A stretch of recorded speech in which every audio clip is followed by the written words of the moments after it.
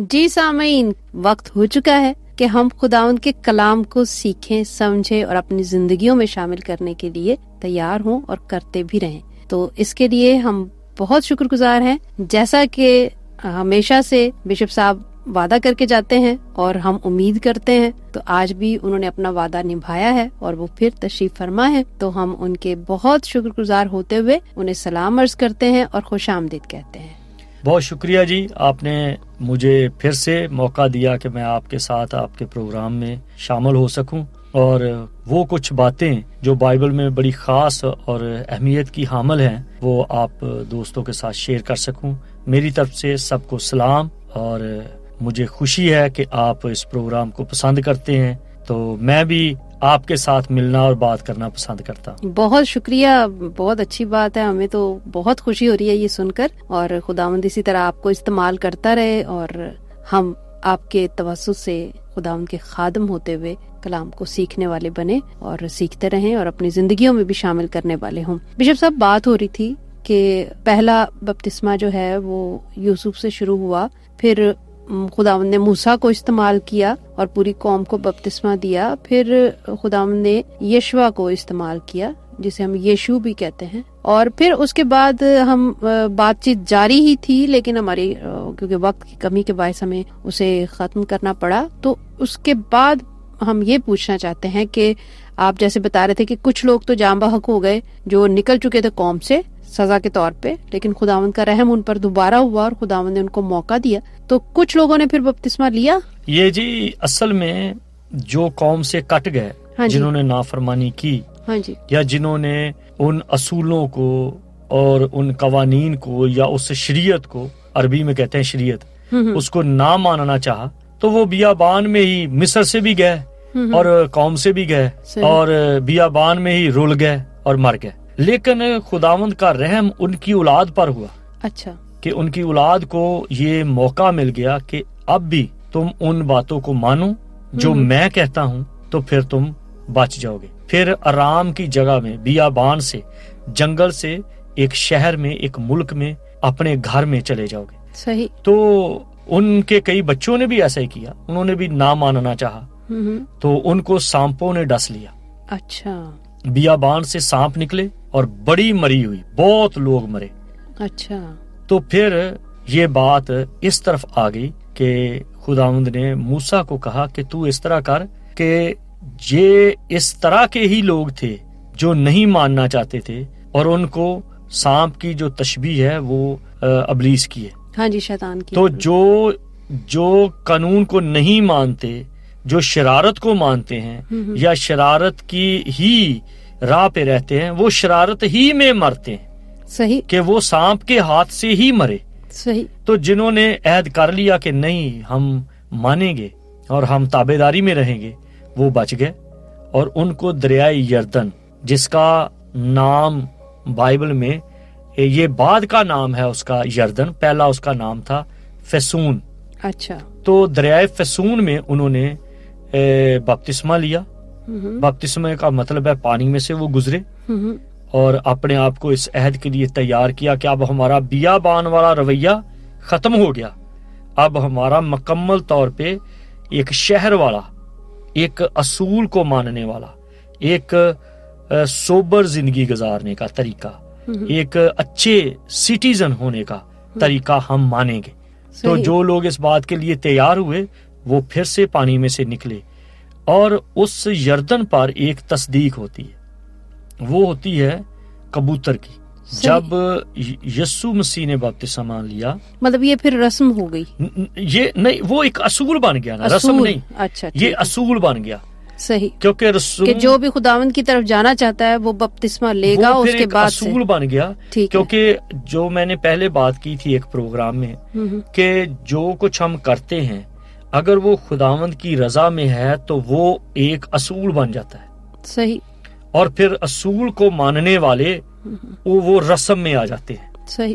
وہ تو یہ ہم دوسری طرف نہ گرامر میں نہیں جائیں گے، لیکن وہ یہ ہے کہ میں ایک لغوی بات کرتا ہوں کہ جب وہ اصول بن گیا تو اصولوں پہ ہی ہر ایک گھر کا اصول ہے، ہر گورنمنٹ کا ایک اصول ہے، ہر شہر کا ایک اصول ہے۔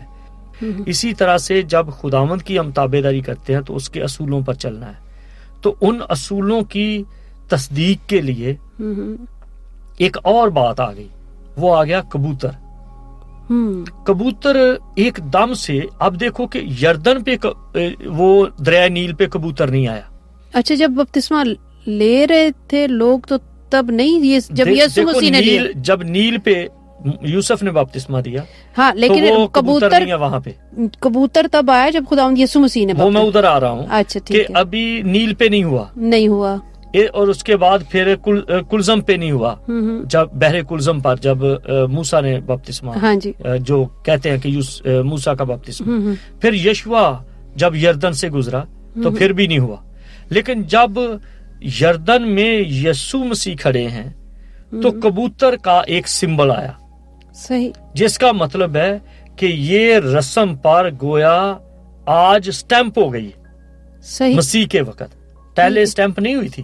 صحیح, پہلے دیکھو نا کہ یوسف سے لے کے تو موسیٰ تک 400 سال سے زیادہ دیر, 420 سال, 400 سال بھی کہا جاتا ہے, 420 سال بھی, 420 سال تک وہ کوئی تصدیق نہیں ہے. لیکن خداوند نے اس کو اچھا ہی کہا. موسیٰ سے یشوع تک, دریائے بحر کلزم سے لے کے دریائے یردن تک 40 سال گزر گئے, کوئی تصدیق نہیں ہوئی. اب موسیٰ سے, یشوع سے لے کے مسیح کے بپتسمہ تک اس کا دیکھو تو 1500 سال گزر گیا. اب 1500 سال میں کوئی تصدیق نہیں. اب جب یسوع اس پانی میں کھڑا ہوا, دریائے یردن کے پانی میں جہاں سے بنی اسرائیل کھڑے ہوئے, تو اس وقت یہ کبوتر کی مانند جب روح نازل ہوا تو یہ تصدیق ہو گئی کہ یہ چیز جو ہے یہ سٹیمپٹڈ ہو گئی, تصدیق ہو گئی, مہر لگ گئی کہ یہ میرا پیارا بیٹا ہے جس سے میں خوش ہوں, جس نے کسی اخناتون کی عبادت نہیں کی, جس نے کسی فرعون کی بات نہیں کی, جس نے کسی نبوکدنضر کی بات نہیں کی, لیکن پھر بھی اپنی قوم کے ساتھ یردن میں کھڑا ہوا ہے. یہ میرا پیارا بیٹا ہے جس نے اپنی قوم کے ساتھ کھڑے ہونے کو قبول کیا. ہاں, مطلب کہ وہ لوگ تو سب بپتسمہ اس لیے لے رہے تھے کہ وہ اپنے جو اوپر بوجھ تھا ان کو ہٹا رہے تھے. ہاں, تو یسوع مسیح پر تو ایسا کوئی بوجھ نہیں. یسوع مسیح نے اپنے آپ کو ثابت کیا کہ میں انہی لوگوں کا حصہ ہوں. صحیح, اور مجھے بھی اسی پانی میں سے گزرنا ہے. حالانکہ اصول تو یہ تھا نا کہ ہم نے جو پہلے کیا اب وہ نہیں کریں گے. یسوع نے تو وہ پہلے کچھ نہیں کیا, اب نہ کرنے والا کہا کچھ نہیں. تو وہ کیوں پانی میں کھڑا ہوا, کیوں اسی وقت کبوتر آیا. دیکھیے جی, یہ جو مسیح کا بپتسمہ ہے, یسوع مسیح کا, وہ نہ تو گناہوں کی معافی کا بپتسمہ ہے, صحیح, نہ کسی عہد کا بپتسمہ ہے, نہ ہی یہ فرعون سے ہٹنے کا, اخناتون کو چھوڑ کر نہ اخناتون کی عبادت کا, نہ یہ بیابان کا, بلکہ یہ ایک اپنے آپ کو قوم کا حصہ یا قوم کا نمائندہ یا قوم کی طرف سے اپنے آپ کو پیش کرنے کا بپتسمہ تھا. کیونکہ یسوع مسیح کا بپتسمہ اس بات کی خوبصورتی ہے کہ از روئے بائبل یا دوسری الہامی کتابوں کے جی مسیح کی ذات میں کوئی گناہ نہیں.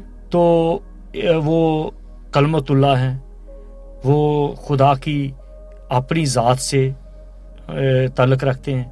اس لیے ان کا بپتسمہ جو ہے وہ یہ ظاہر کرتا ہے کہ وہ اس بات کو سب کے سامنے علانیہ طور پر بیان کرتے ہیں کہ میں ہی یا میں بھی قوم کا حصہ ہوں.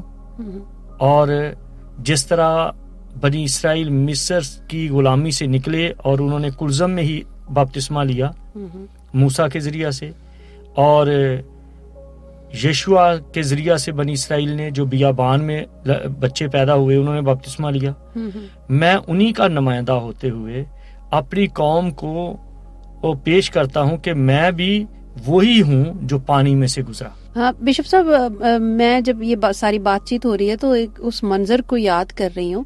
تو اس میں خداوند یسوع مسیح نے کہا تھا کہ تو اب ہونے دے, تو اگر آپ اس منظر کو ذرا سامعین کے سامنے پیش کریں دوبارہ تو اس سے یہ ہوگا کہ جو سامعین نہیں جانتے اس بارے میں وہ بھی اچھی طرح سمجھ پائیں گے. جو جیسے آپ نے پہلے فرمایا ہے کہ شروع میں خداوند نے یوسف کو استعمال کیا, ہاں جی, پھر موسیٰ کو استعمال کیا, پھر یشوع کو استعمال کیا جی, اور پھر چوتھی جگہ پہ آ کے ہم دیکھتے ہیں کہ یوحنا کو, جس کو یایا کہا جاتا ہے, جی جی, اس کو استعمال کیا.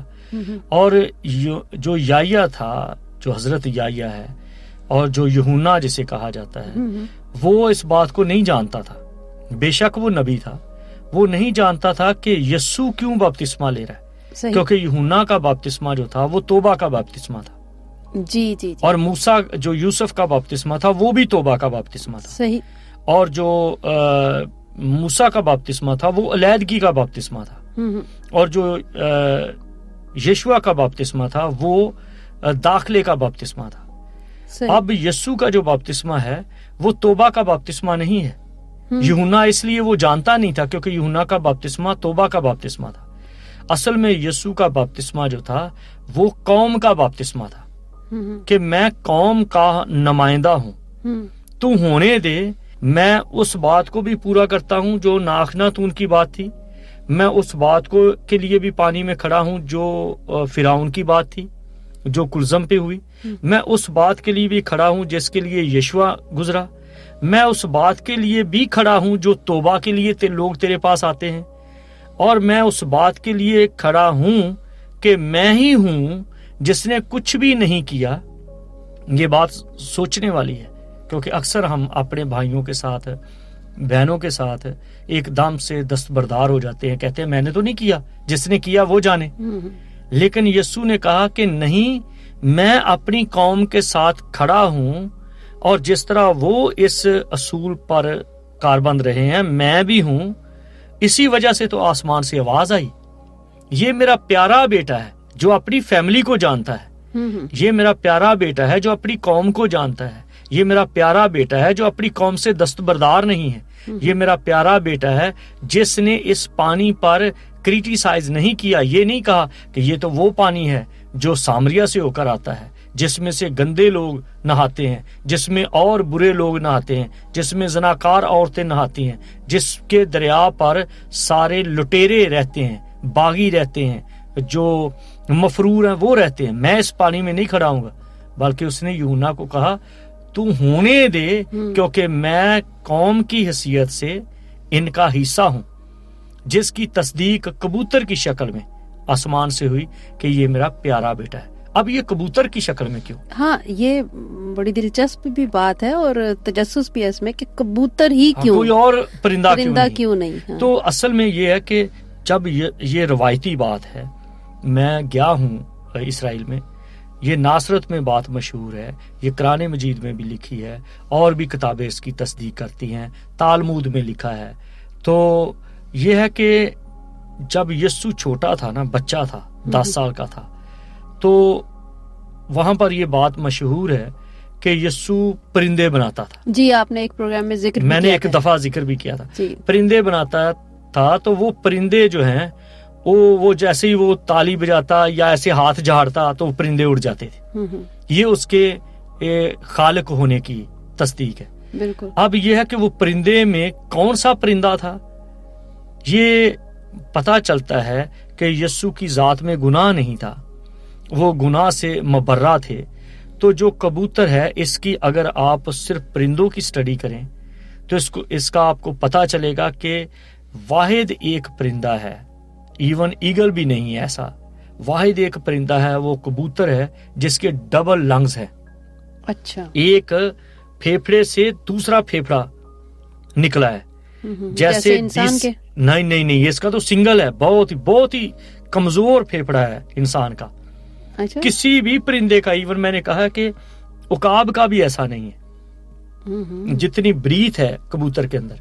اچھا. بلکہ اس کے سینے کی, اس کے لنگز کی اتنی پاور ہے کہ جب جیسے DC-10 جہاز اڑتا ہے اور اس کے اندر اتنی شوٹ ہوتی ہے, اتنا زور ہوتا ہے کہ اسی زور سے وہ اڑتا ہے, اسی طرح سے یہ کبوتر کے لنگز ہیں. جس کا مطلب ہے دوہرا سانس.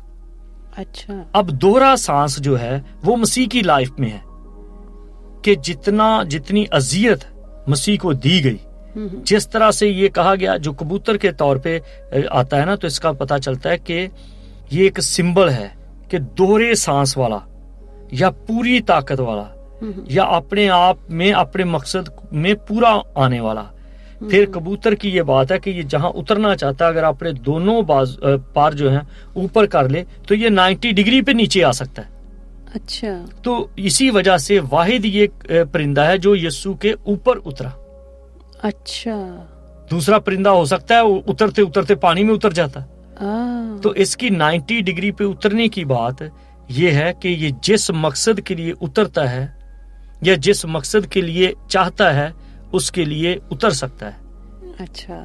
تو یہ ہے کبوتر کی بات. تو بشپ صاحب ہم چاہیں گے کہ کبوتر پہ اور زیادہ ہم آپ کے پاس جو نالج ہے اس کو سنیں تاکہ ہم جان سکیں کہ اس کی کیا وجہ تھی, لیکن وقت کی کمی کے باعث اب ہمیں اس بات چیت کو ختم کرنا پڑے گا. تو کوئی بات نہیں, ہم اگلے پروگرام میں اس کو کلیئر کریں گے کیونکہ یہ بڑی انٹرسٹڈ بات ہے کہ یسوع کو کیوں پانی میں کھڑا ہونا پڑا اور کیوں کبوتر کو آنا پڑا. جی بالکل بالکل.